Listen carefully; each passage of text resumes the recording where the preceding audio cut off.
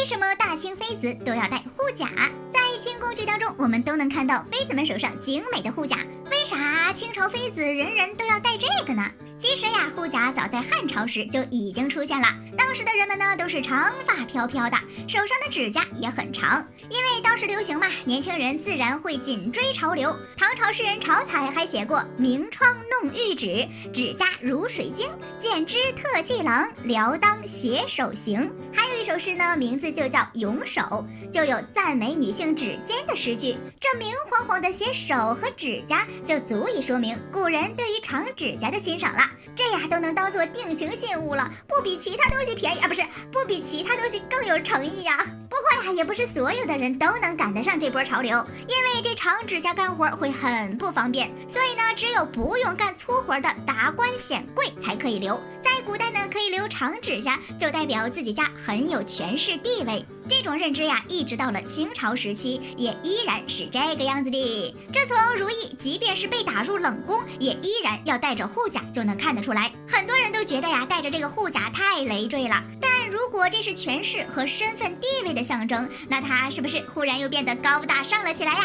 目前出土最早的指甲套就是由薄薄的金片卷曲而成，粗细长短可以随意调节。只是呀，到了清朝以后，护甲才真正的成为时髦玩意儿。毕竟呀，只要是跟美有关的东西，咱们清朝嫔妃是一个都不会落下的。至于为什么嘛，或许是因为清朝时期妃子们的造型普遍是旗装加花盆底儿，耳朵上呢戴着小耳环，头发上还有精美的发髻和头饰。可如果这漂亮的衣袖下面露出来的是突突的胖手，是不是忽然觉得这手的存在就是一个瑕疵呢？而且呀，这护甲和当时的盛装搭配在一起，就会非常的和谐。不过呀，也有可能是因为娘娘们只是单纯的要留指甲，毕竟这些爱美的 girl 们也不是生下来就有长指甲的，尤其是宫女儿出身的娘娘们，她们在宫里呢干着伺候人的活，指甲根本没办法留长。这个时候呀，就需要花时间，就需要慢慢养。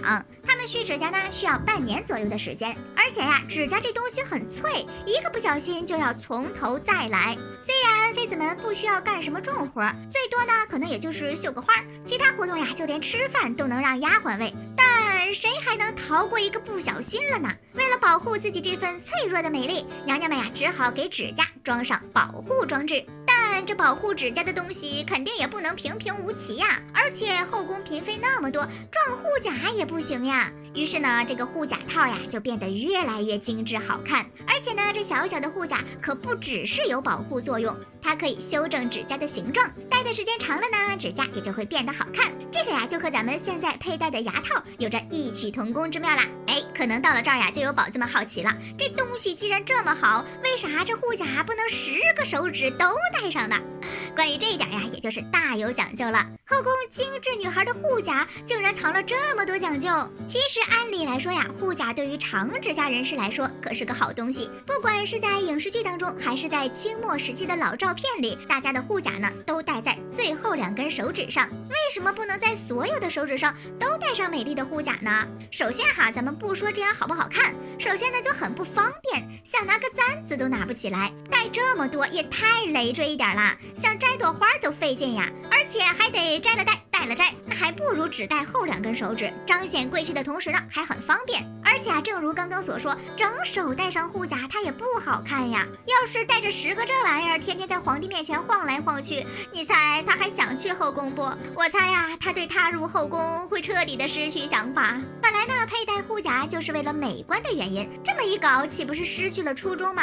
还有一个原因呢，就是和护甲的材质有些关系。护甲的材质呀和嫔妃的等级也是成正比的，嫔妃们的等级越高，制作护甲的材料呢就越高级，护甲上面的雕花以及镶嵌的珠宝也就越珍贵。虽说呀这个东西很小巧，但毕竟都是金玉制品，还有一些其他的珠宝，所以说这么点小玩意儿还是有些分量在身上的。不过呀，也正是因为嫔妃的位分会影响到护甲的材料，所以呢皇帝真认不出来这妃子是谁，到底是什么位分的时候，就可以从服饰以及护甲上来看，省得呀皇帝分不清楚谁是谁，在自己的后宫里整出出社死现场来，那不就尴尬了。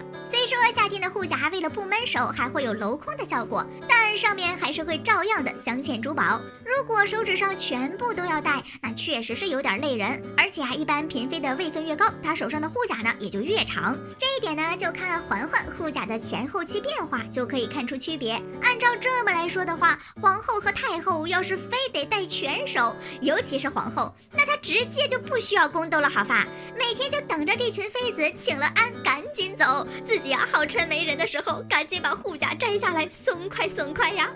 所以在手上多戴俩护甲，最好还是不要实现。不过在宫斗剧当中，护甲还有一个妙用，就是藏东西，就像当年简秋为了害甄嬛在指甲里藏毒一样。护甲的死忠粉是谁？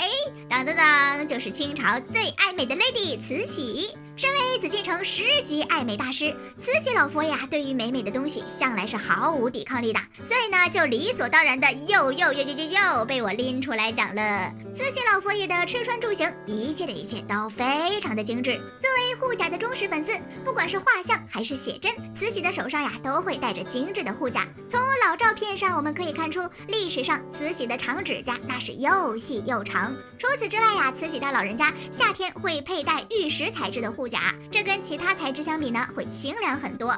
冬天呢，则会佩戴金银材质的护甲，然后偷偷的往里面塞一点保暖用的棉衬。娇贵如慈禧，连指甲套都是冬暖夏凉。而且据说慈禧曾经极度迷恋翡翠质地的护甲，当时呢，京城的翡翠护甲也因此风靡一时。这就是当年慈禧太后的号召力嘛。看来紫禁城的嫔妃，不管是服装发饰还是鞋子车子，那都是非常精致的存在呀，随便拿出一样来都精致的不得了呀。好啦，本期视频就到这里啦，宝宝们不要来点赞评论哦，啾咪。